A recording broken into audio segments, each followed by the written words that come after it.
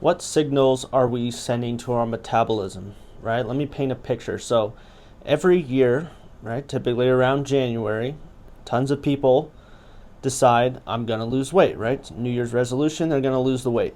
So they typically do what we commonly think is the correct thing, and that's lower calories and increase our activity. So they cut their calories, and then usually it's some form of cardio that they do, mostly running or some sort of high intensity training type thing.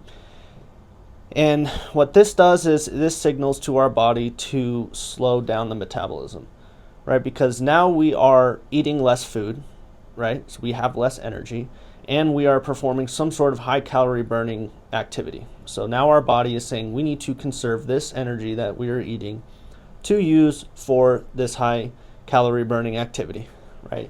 And most people, yes, you will lose weight, but at some point you will plateau, and then you have two options from here, right? You can, one, cut calories even further, which for most people is not sustainable. They were probably already under eating as it was before they cut their calories, and they simply won't do this. Option two is more activity, right? Let's run further. We're going to run more. We're going to burn more calories. And this is not sustainable either. One, it's a lot of stress on our bodies. Two, most people hate cardio.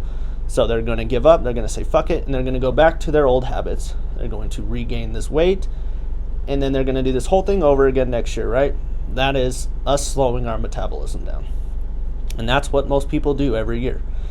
What we want to be doing, right, is speeding up our metabolism. How can we do this, right? Eating more food for starters, so we can reverse diet, slowly bringing those calories back up to our maintenance level, right? This is our level of calories that is required to maintain our weight. This is our happy level in calories. We feel good here.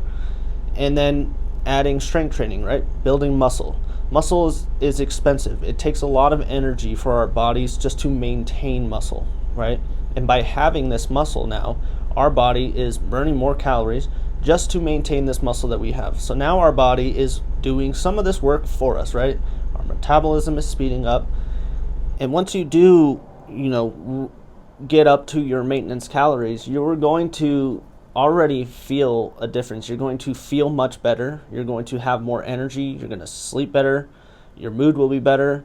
And now that you feel better, right, you're going to feel encouraged. You're going to have the motivation and the energy to do some of these other things, like pull these other levers that we have and can implement that will aid in the fat loss process and make this even faster for you. But first, you need to start feeling better. Your body needs to be in a state of homeostasis where it's feeling good and ready to accept some of these other challenges that we can now put in place to help speed up this fat loss. And for most people doing this, they can get up to like almost 1,000 calories more, and the scale does not even move. And if it does, it's mostly because they put on muscle, right? So now you don't have that skinny fat look. You are eating far more food. You are more toned, you're burning more calories, doing less work, and you're feeling better, right? And now we are in a place where it's far more easier to do a cut, right? It's easier to cut calories when we're up at 2,200, 2,500 calories than it is when we're down at 1,400 calories, right? It's not sustainable down there. We're not going to do it. We're going to give up. But now we're eating at a higher calorie rate. We're eating more food. And now when you cut, you're still probably going to be above the calories that you were initially, and now you're going to be losing weight. So think about this going into the new year when you make these resolution goals and you want to start losing weight.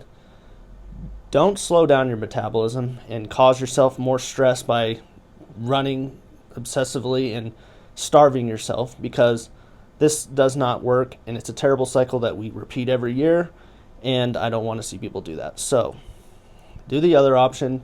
Get a coach. Message me if you have questions on how to do this correctly, right? Because if done correctly, most people are eating way more calories and losing weight, building a better body, feeling healthier overall, and that is ultimately the goal.